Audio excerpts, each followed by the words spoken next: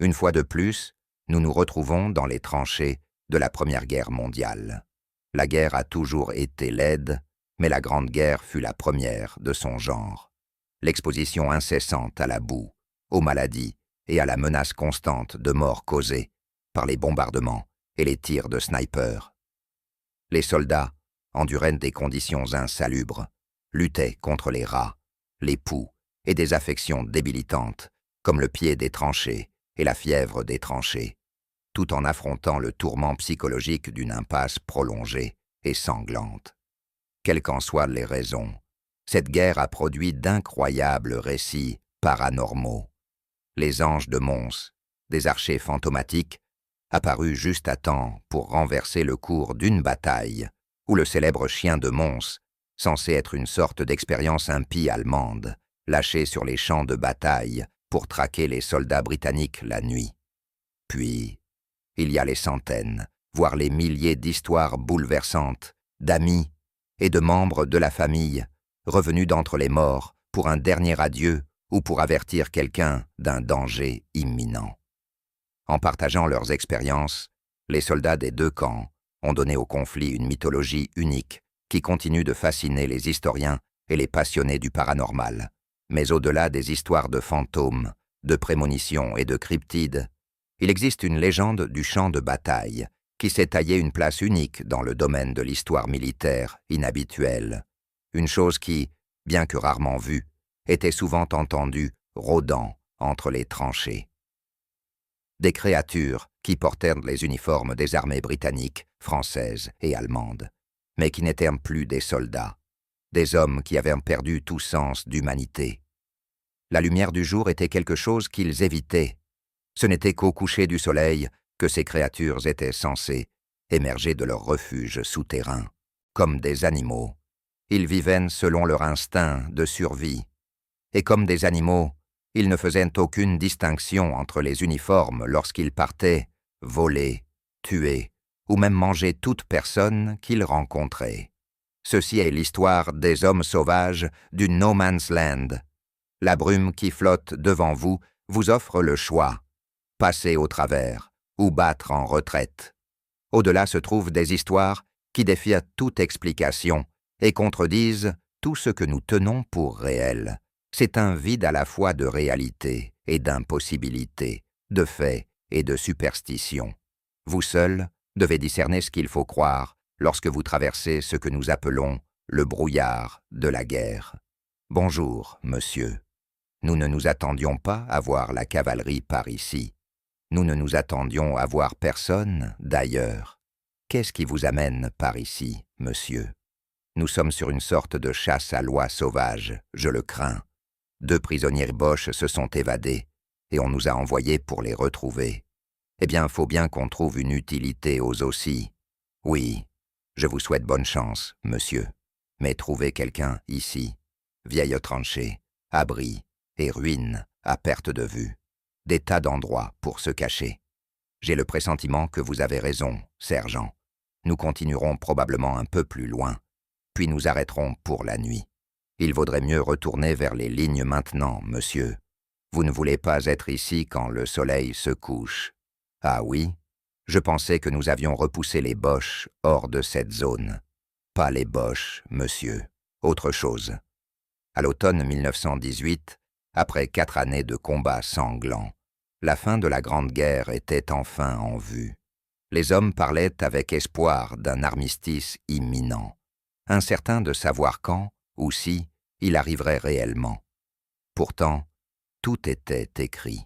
Tous les territoires que l'Allemagne avait conquis lors de son offensive du printemps avaient été perdus, et les Alliés n'avaient aucune intention de ralentir. Mais tandis que des millions de soldats britanniques, français et américains fraîchement arrivés pénétraient profondément en territoire allemand, un jeune officier de cavalerie anglais nommé Ardan Arthur Holbein se retrouvait mis à l'écart. À ce stade de la guerre, l'ère des cavaliers montés touchait à sa fin. L'apparition des chars, du gaz chloré et des mitrailleuses avait pratiquement anéanti l'efficacité des soldats à cheval. À la grande déception de ces hommes, qui avaient récemment été la pointe de la British Army, Les unités de cavalerie, comme celle de Bean, étaient désormais reléguées à l'arrière pour accomplir des tâches bien moins glorieuses. Le jour où nous le rencontrons, Ban et son unité étaient chargés de retrouver un groupe de prisonniers allemands évadés. Cela aurait dû être une mission relativement simple. Mais, comme Bean le raconta plus tard dans ses écrits, lorsqu'ils pénétrèrent dans la zone dévastée entre les tranchées, autrefois No Man's Land, ils rencontrèrent quelque chose qu'ils n'arrivaient tout simplement pas à expliquer. Pendant notre traversée de cette terre dévastée, nous vécûmes une étrange aventure. Environ 30 prisonniers allemands s'étaient échappés d'un enclos à plusieurs kilomètres, et l'escadron fut envoyé pour les rattraper. On nous dit d'emblée qu'en raison des innombrables abris, de l'interminable réseau de tranchées, et du fait que nous ne pouvions progresser que par les routes, notre tâche était considérée comme désespérée. Néanmoins, nous partîmes, bien décidés à faire de notre mieux. Comme les communications dans ce pays impraticable étaient extrêmement difficiles, et que la zone à fouiller était immense, nous suivions un plan rigoureusement établi. J'accompagnais le capitaine en tête de la troupe de soutien. À un endroit où la troupe était soigneusement dissimulée, nous observions à la jumelle un petit bosquet qui venait d'être fouillé par la troupe en avant. Dès que le dernier cheval de cette troupe eut disparu, nous vîmes un homme en uniforme allemand apparaître au bord du bosquet et regarder autour de lui. Nous nous mîmes en ligne et chargeâmes autour du bosquet, frémissant d'excitation à l'idée d'avoir si rapidement retrouvé notre proie. Le bosquet ne mesurait pas plus de 50 yards de côté. L'homme disparut à l'intérieur. Pendant 1 heure, nous fouillâmes chaque centimètre carré, les abris qui s'y trouvaient en grand nombre, et toute la campagne avoisinante, mais nous ne trouvâmes aucune trace d'un Allemand. Très perplexes, nous repartîmes, puis, hors de vue, revînmes au galop par un chemin creux jusqu'à notre première position, où nous observâmes à nouveau. Après quelques minutes, un homme sortit du bosquet, un homme qui devait s'y être caché tout le temps où nous le fouillions. Cette fois, nous le rattrapâmes, mais c'était un civil français, le seul civil de notre village. Le premier homme avait été un Allemand, le second, un Français. Et si tous deux avaient réussi à rester cachés pendant notre fouille, il était possible, non, probable, que tous les prisonniers évadés se cachaient là aussi, dans quelque abri ingénieusement camouflé. Nous n'obtinrent aucune information du prisonnier. Nous fouillâmes à nouveau le bosquet, à nouveau sans résultat. Puis, renvoyant le Français sous escorte et laissant un garde surveiller le bosquet déroutant, nous poursuivîmes notre route. À mesure que nous avancions, le terrain devenait de plus en plus difficile. Notre progression ralentissait. Bientôt, nous entrâmes dans l'ancien système de tranchées allemands, la zone la plus sauvage que j'aie jamais vue. À un moment donné, la guerre avait déferlé jusqu'à la ligne Hindenburg. Les armées françaises avaient balayé cette zone et l'avaient laissée derrière elles, encore telle qu'elles l'avaient trouvée. Ici et là, des usines horriblement éventrées et des machines envahies par l'herbe. Des vivres, des munitions et des cadavres non enterrés jonchaient encore le sol. À Fresnes, à la lisière de cette désolation, nous rencontrâmes une compagnie de récupération. Ils nous dirent que nous étions les premiers qu'ils voyaient depuis leur arrivée et rirent de notre mission. Ce dédale de tranchées et d'abris s'étendait sur des kilomètres et des kilomètres, autant chercher une aiguille dans une botte de foin.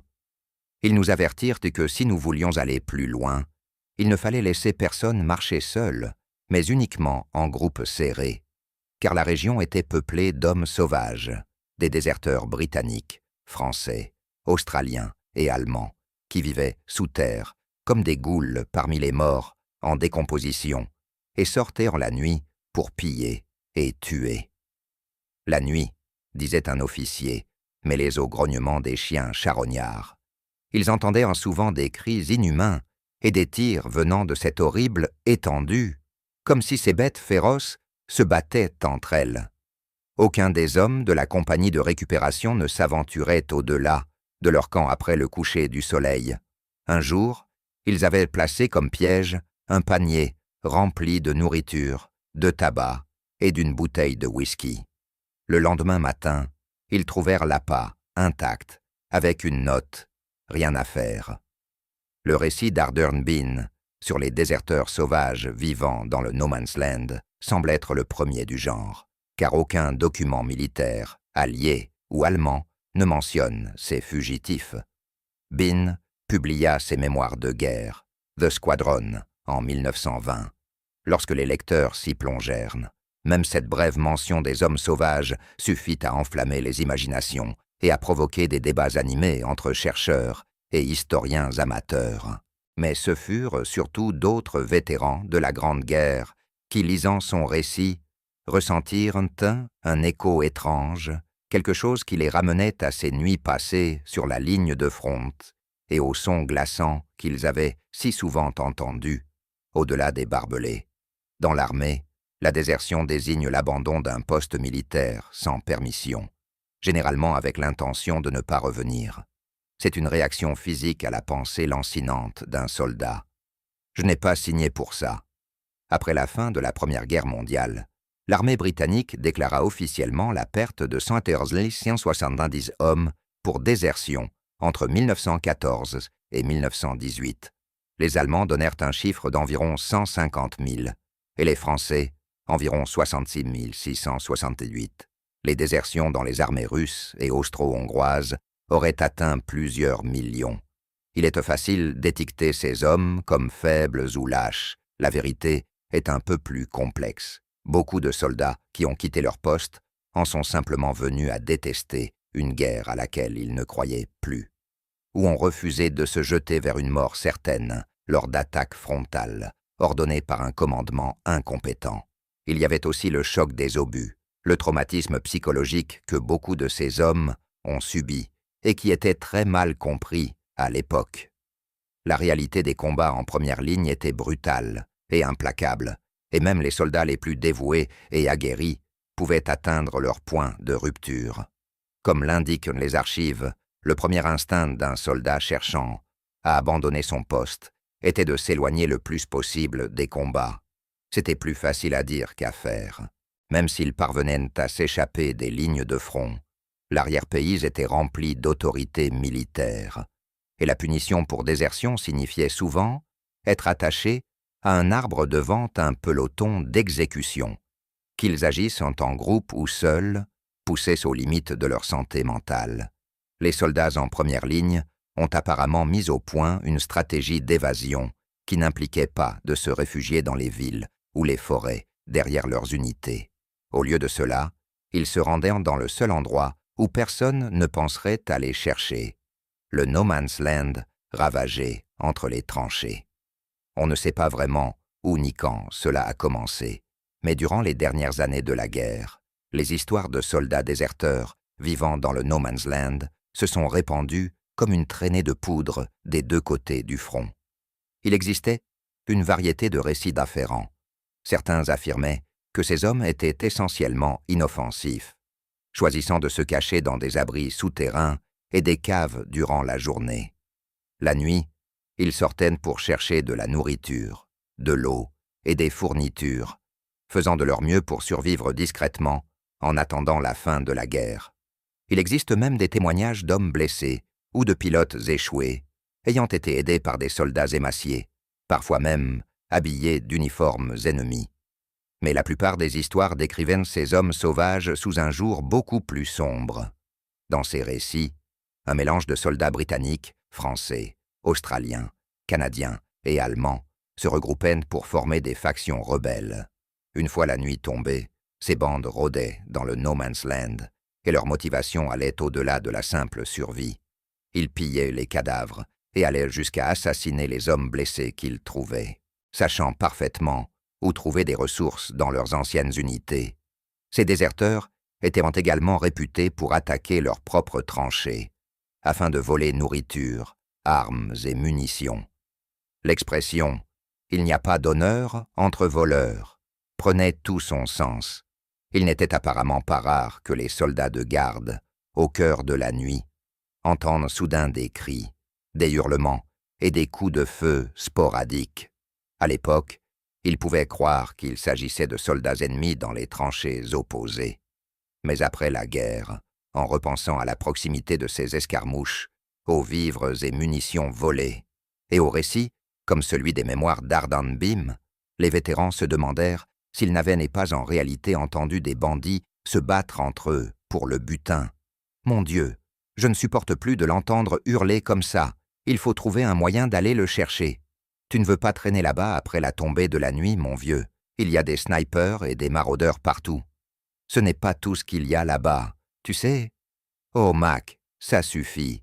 Personne ne croit ton histoire débile sur un chien démoniaque. Je ne parle pas du chien, je parle des fous qui rôdent là dehors. Ils vont tuer ce pauvre bougre et le découper en morceaux pour leur ragoût. Très bien. Et qui t'a raconté ça? Tu connais Freddy de la compagnie Baker? Tu sais, Mac, tu entends beaucoup de choses, mais tes oreilles sont bouchées. Très bien, Shakespeare.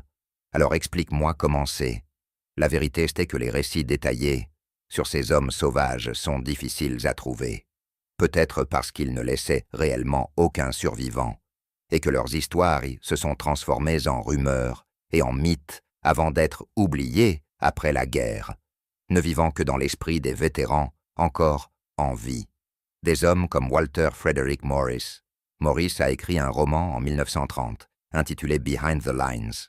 Il fut publié aux États-Unis sous le titre The Strange Case of Gunner Rallies. Morris s'était d'abord engagé dans l'armée britannique comme fantassin, au sein du 8e bataillon du Norfolk Regiment.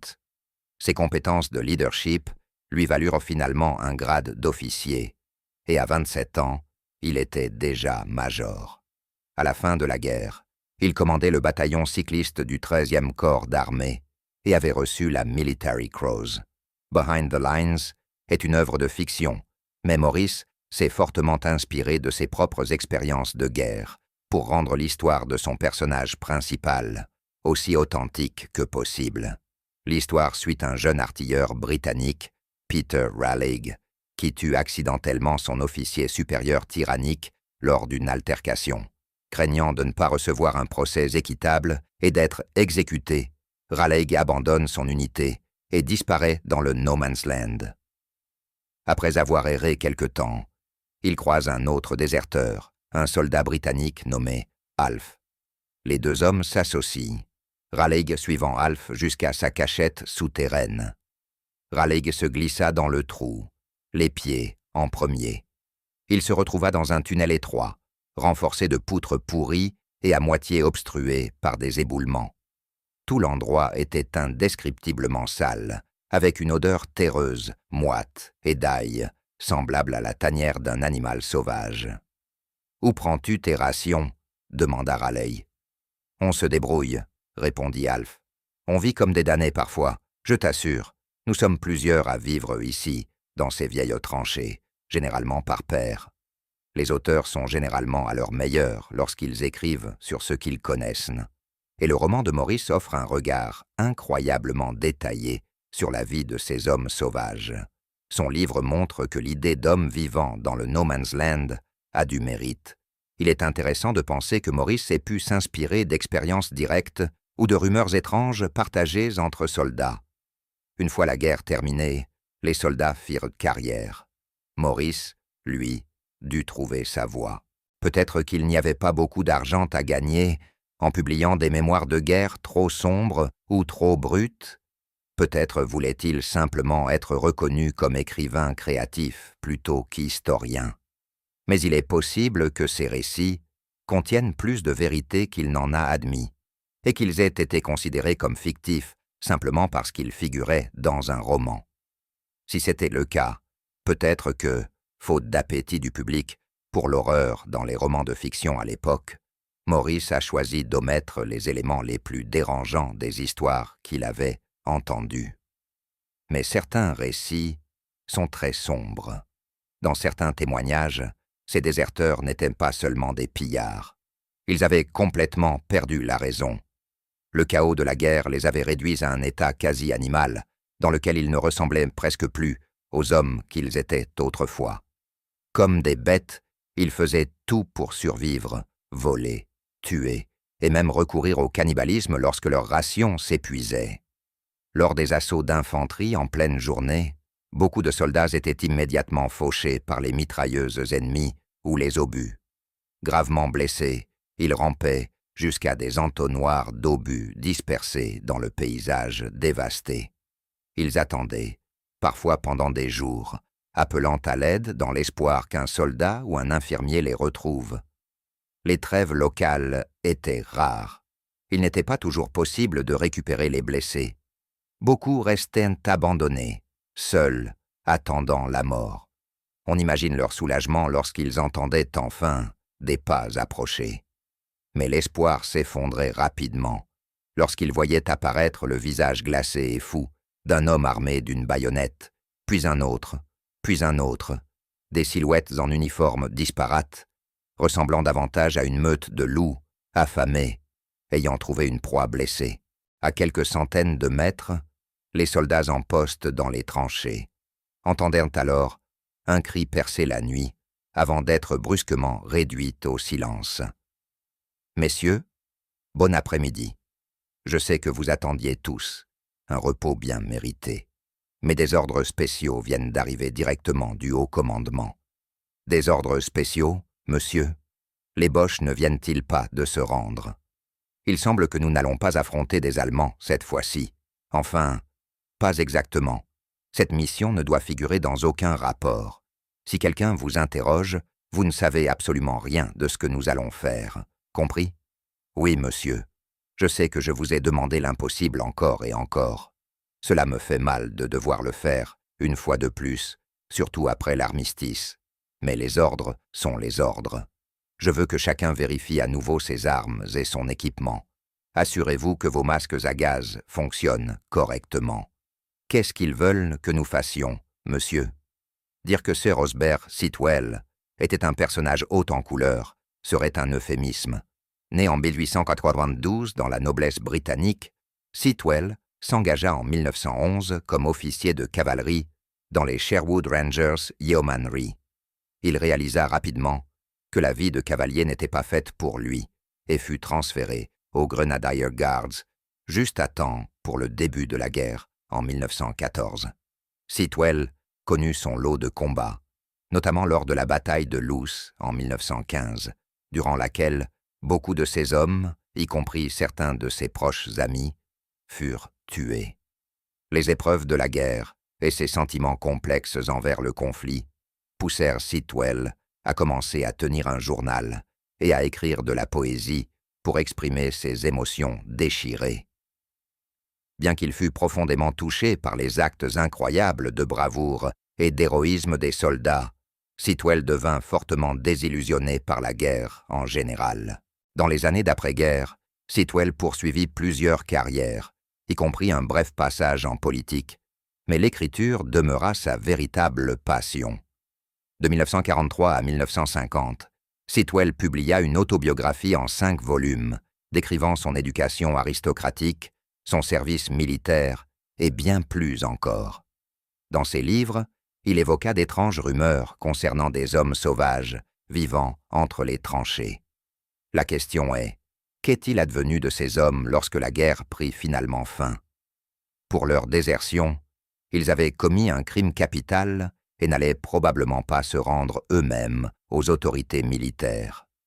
Un ancien officier britannique avait une théorie particulièrement sombre. Dans le 4e volume de l'autobiographie de Sitwell, intitulé « Laughter in the Next Room », il réfléchit à la nature divisée de la guerre et à l'unité, si elle existait réellement, qu'elle avait apportée aux nations d'Europe. Il donna ensuite son explication sur ce qui fut fait des hommes sauvages une fois la guerre terminée. Pendant 4 longues années, le seul internationalisme, s'il avait existé, avait été celui des déserteurs de toutes les nations belligérantes. Français, Italiens, Allemands, Autrichiens, Australiens, Anglais, Canadiens. Proscrits, ces hommes vivaient, du moins survivaient, dans des grottes et des cavernes, sous certaines parties de la ligne de front. Lâches mais désespérés comme les Lazzaroni de l'ancien royaume de Naples, ou comme les bandes de mendiants et d'escrocs d'autrefois, ne reconnaissant aucun droit et aucune règle sauf les leurs, Ils sortaient, disait-on, de leurs repères secrets, après chacune des interminables batailles d'attrition, pour dépouiller les mourants de leurs rares possessions, des trésors tels que des bottes ou des rations de fer, et les laisser morts. L'état-major ne trouva aucun moyen de gérer ces bandits jusqu'à la fin de la guerre, et finalement, les déserteurs durent être gazés. Étant donné que cela fut consigné dans son autobiographie, et qu'aucune autre trace connue ne confirme cet événement, nous devons nous fier au témoignage de Sitwell, affirmant que les hommes sauvages furent éliminés de cette manière, à l'aide de gaz toxiques lancés dans leurs cachettes. En tant qu'officier, de haut rang, ayant de profondes connexions dans l'armée britannique et la haute société, il est raisonnable de penser que Sitwell savait plus que le soldat moyen, et que son récit de la guerre est exact. Encore une fois, il semble exister très peu de récits détaillés concernant les hommes sauvages, et une grande partie de leur histoire reste spéculative. Les lignes de front de la Première Guerre mondiale s'étendaient sur des centaines de kilomètres. Il est possible qu'il n'y ait eu qu'un petit nombre de ces bandits, dérangés et traumatisés, seulement dans des zones précises, plutôt que des hordes vivant sur chaque portion de terre entre les tranchées. C'est une pensée terrifiante dans tous les cas, surtout pour un soldat blessé gisant dans un trou, attendant soit de mourir de soif et de faim, soit d'être tué et mangé par un fou dérangé. Il existe des centaines d'autres rapports de soldats ayant survécu dans le No Man's Land pendant des jours, parfois des semaines, avant d'être secourus. Une telle histoire est racontée une nouvelle fois par Ardan Bean dans ses mémoires The Squadron. Lors d'une patrouille montée dans un secteur calme du champ de bataille, Bunn et ses hommes tombèrent sur un soldat britannique sortant d'un abri souterrain. Apparemment, ce jeune soldat avait été touché à la jambe par un éclat d'obus et abandonné lorsque leur attaque fut repoussée. Avec les combats intenses autour de lui, il ne voulut pas risquer de ramper vers les lignes amies, même à la faveur de l'obscurité. Il risquait d'être abattu par ses propres hommes, qui l'auraient pris pour un Allemand. Il resta donc sur place et trouva un abri, fabriquant une attelle improvisée pour sa jambe blessée. Pendant les accalmies, il fouillait les environs pour récupérer des rations, des fournitures médicales, et buvait l'eau boueuse des trous d'obus. Lorsqu'il réintégra finalement son unité, l'officier commandant fut abasourdi. C'était comme voir un fantôme. Cet homme avait été signalé comme disparu au combat depuis au moins 1 mois et était longtemps présumé mort. Les récits des hommes sauvages sont également sujets à la possibilité d'erreurs d'identité. Le brouillard de la guerre mélange faits et rumeurs dans la confusion des combats. Entre les grandes batailles, les soldats affrontaient toujours divers dangers. L'une des menaces constantes étaient les raids de tranchées. Fortement armés et opérant en petits groupes, les raiders traversaient le No Man's Land la nuit pour attaquer l'ennemi par surprise. Les nuits calmes pouvaient soudain être déchirées par des explosions et des cris lorsque les grenades volaient et que des combats brutaux au corps à corps éclataient. Il arrivait parfois que 2 équipes de raiders, une allemande, l'autre britannique ou française, se rencontrent par hasard dans l'obscurité. Les soldats dans les tranchées entendaient ces échanges de tirs et ces cris désespérés d'hommes se battant à bout portant.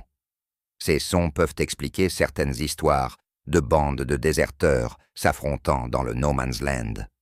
Mais il est aussi possible que les 2 phénomènes aient existé et se soient simplement confondus dans les témoignages. Puis, il y a les rumeurs de cannibalisme. La vérité derrière cela est peut-être moins fantastique, mais tout aussi troublante. Beaucoup de soldats laissés entre les lignes étaient en réalité vivants, mais leurs camarades les croyaient morts. Étourdis, choqués, blessés, ils se réveillaient seuls, désorientés, et criaient dans la nuit. Les soldats dans les tranchées entendaient ces cris, tragiques, terrifiants, et leur imagination faisait le reste. L'avis des historiens modernes est que la notion d'homme sauvage, vivant, et chassant dans le No Man's Land pendant la Grande Guerre est, comme diraient les Britanniques, une histoire à dormir debout. Une rumeur née des sons inquiétants de la nuit, amplifiés à chaque récit. Il est également intéressant de noter que ces histoires proviennent presque exclusivement des soldats britanniques du Commonwealth, français et allemand, présents dès 1914. Les troupes américaines, arrivées tard en 1917, n'ont laissé aucun récit de ce genre, du moins aucun retrouvé. Les troupes américaines, arrivées sur les lignes de front à la fin de 1917, ne semblent avoir laissé aucun témoignage concernant ces hommes sauvages, du moins aucun qui ait été retrouvé dans des documents imprimés. Peut-être n'étaient-ils pas présents aux bons endroits du front, ou ne sont-ils pas restés assez longtemps dans la guerre pour entendre parler de cette légende. Peut-être que les chercheurs ont raison, peut-être que tout cela n'est que mythes et rumeurs, mais je me souviens d'une citation du film de Quentin Tarantino, Inglourious Basterds. Les faits peuvent être trompeurs, mais les rumeurs, vraies ou fausses, sont souvent révélatrices. Les nombreuses histoires étranges et inexpliquées de la Première Guerre mondiale nous aident au moins à voir le conflit à travers les yeux de ceux qui l'ont vécu, non pas du point de vue d'un chercheur ou d'un historien analysant le sujet des années plus tard, depuis une perspective académique, mais du point de vue des soldats qui ont entendu les cris et les coups de feu, qui ont ressenti la terreur brute et viscérale de leur propre mort chaque jour, et qui ont vu de leurs propres yeux comment la guerre pouvait pousser les hommes à la folie. Merci de votre écoute. Merci de regarder, de vous abonner, d'aimer, de partager tout ce que vous faites pour soutenir la chaîne. Cela est sincèrement apprécié. Que Dieu soit avec vous, quoi que vous traversiez, et je vous retrouve dans le prochain épisode.